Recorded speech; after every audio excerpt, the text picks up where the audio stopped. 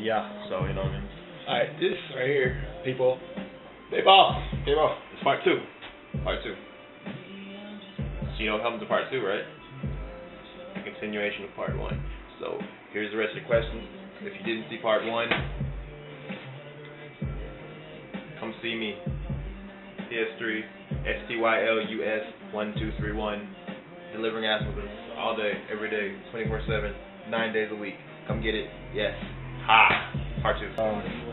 Next question was, will my wife be able to move in with me after BMT or tech school? If not, will she get BAH or money for food aside from your salary? After BMT or tech school, you go to your first duty station. If you're legitimately married, like have a marriage certificate, all that, and you'll be going to base housing, and you'll get BAH, BS, and all that to pay your bills and food and all that. So yeah, yes, she can. Next question he asked was, is it bad in general to enlist as a married with one newborn? Will it affect his chances of getting in the Air Force? No, it won't. As long as you're married, legitly. If you're married, you got a kid, okay, that's fine. Boom, it just sets you up from there like that. But if you're single with a dependent or a kid, then you'd have to go reserve.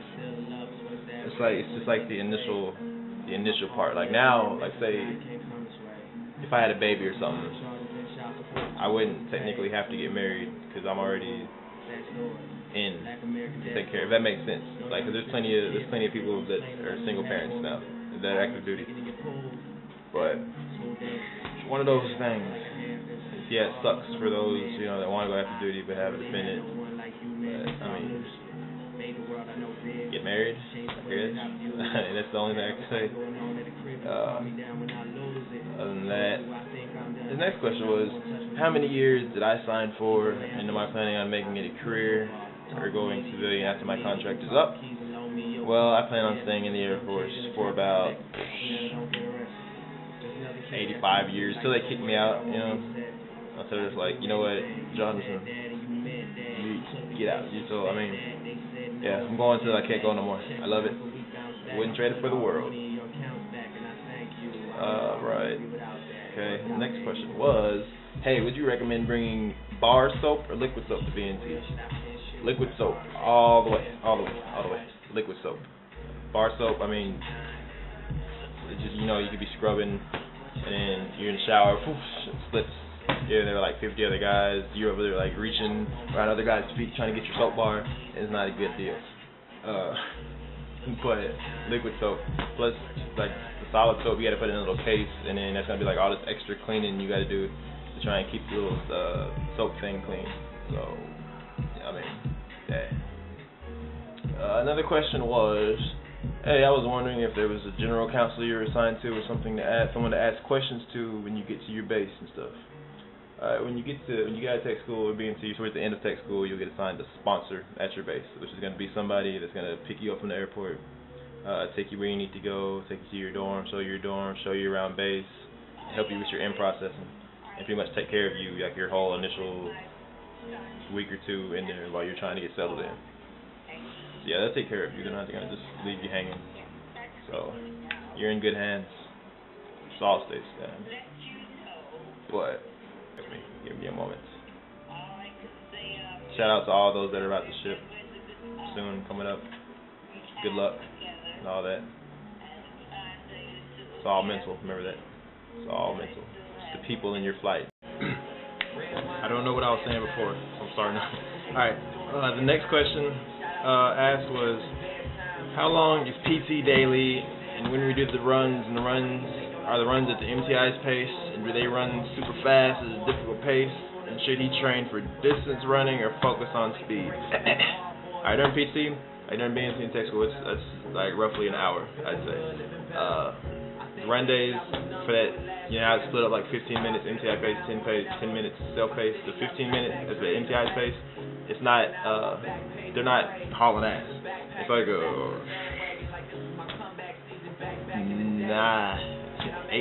9-minute mile pace, I'd say. This is a rough estimate.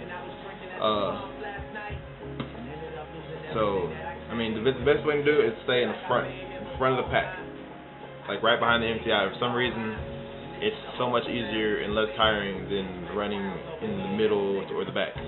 But I mean, you don't have to run for the front. That's how I made it do. I just ran at the front, and it seemed easier. But it's not a super fast speed.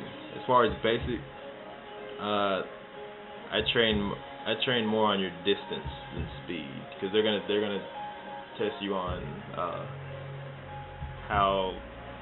not how far, but like it's more of a distance than speed. They're not gonna be like, okay, boom, he did a lap, you have to make a lap in a minute and a half or nothing like that. I mean, say if you train for distance the whole time and you get your distance up where you can just run like forever, then that just pretty much, when it comes time to actually do the PT test, you can run faster for a longer period of time because you've gotten so used to running such a long distance without stopping. You know what I'm saying? So, I mean, unless your speed is really, really, really slow, I mean, but train for distance, because you're not gonna be sprinting in PT ever, I don't think. No. So, yeah.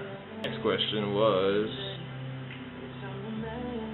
It was from a female. She was asking if it was possible to go to BMT with cornrows, braids for girls. Girls, if I recall correctly, I've seen females with braids. They were straight back, but they had to be straight back. For those with hair, thicker, natural hair, I do believe you can do it in braids.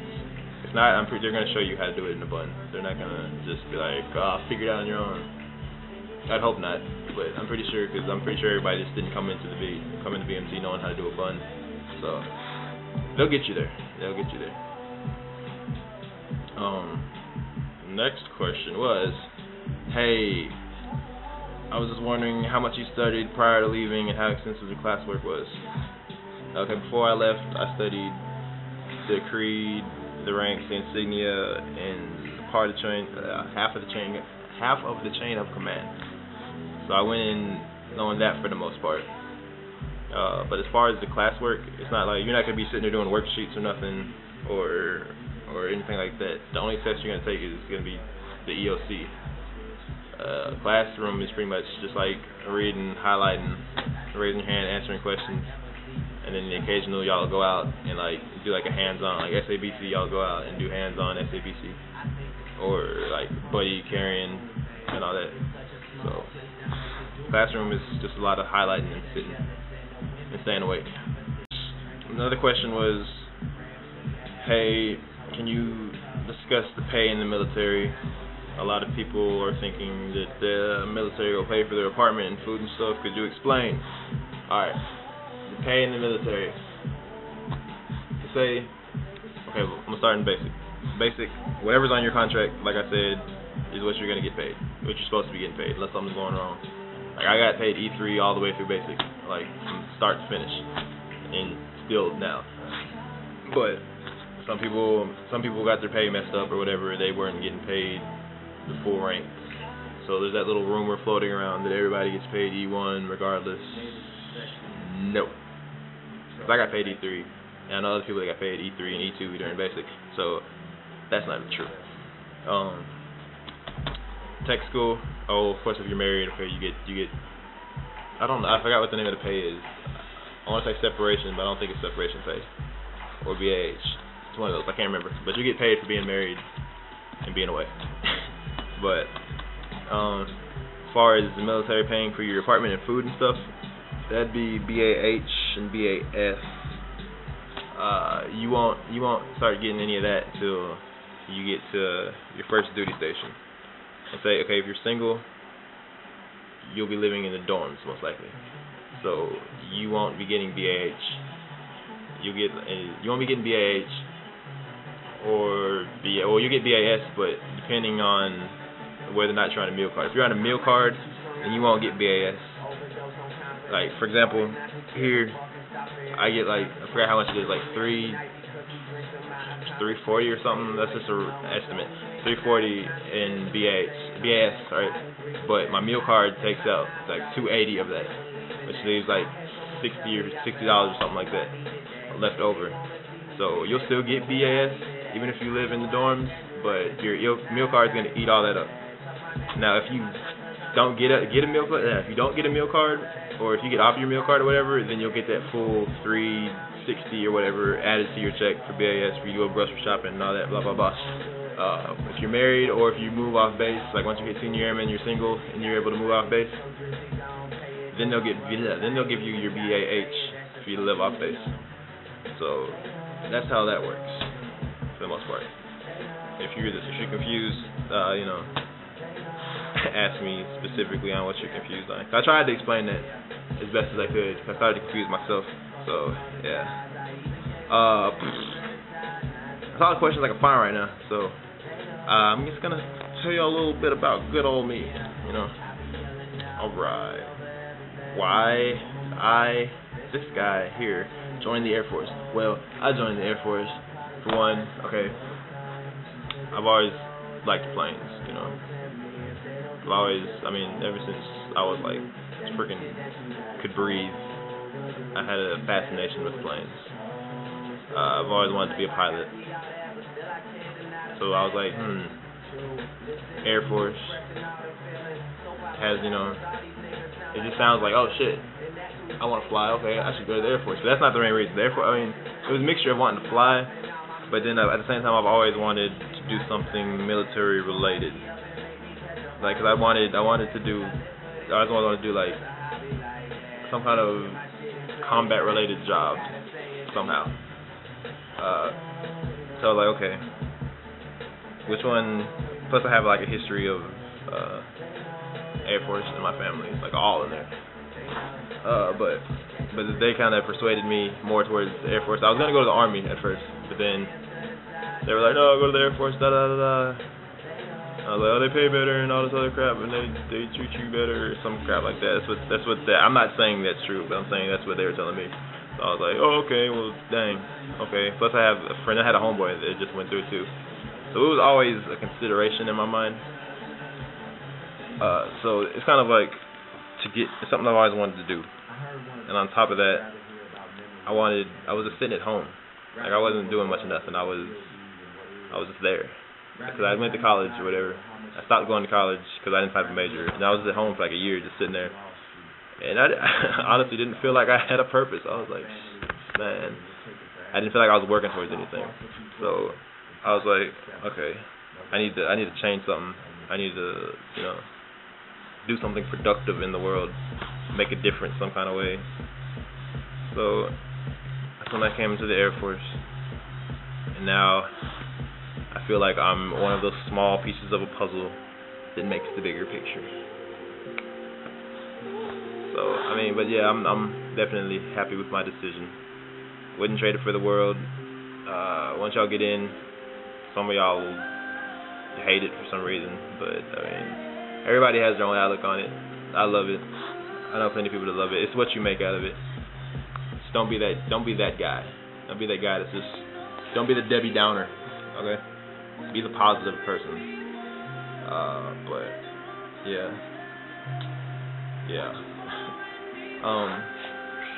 Other than that, that's all I can really think of right now, just to give y'all until I get some more questions. But the more the questions keep piling up, the more I can do videos like this, answering the questions for others to hear. I am currently like at 500 something subscribers,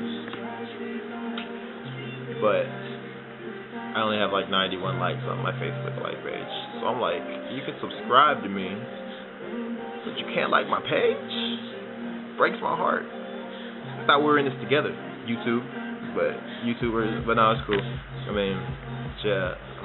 just saying, Facebook's just like a addition to help assist. So spread the word one way or the other. All the little BMT groups, throw it in there. If anybody has any questions, tell them to write me on there, post on the wall, anything like that. I'll still be on YouTube faithfully, making videos. But yeah, other than that, like I said, anybody wants to see me in Call of Duty, PS3, the name thing, my gamer tag, whatever is down there in the description. But yeah, other than that, subscribe, friend me. shoot me a message on Facebook. Oh, and I said don't add me. I didn't say don't add me as a friend. Or I mean, you can add me on YouTube as a friend, yeah. But like the Facebook page versus sending me a Facebook friend request, because I'm getting to my limit. I'm like almost at 5,000 friends. So yeah, do that. You know, it's been real, YouTube. I gotta go do some stuff. I'm lying. I'm about to just play Call of Duty. But yeah, check it out. It's been real. I'll see y'all in a little bit. Alright then.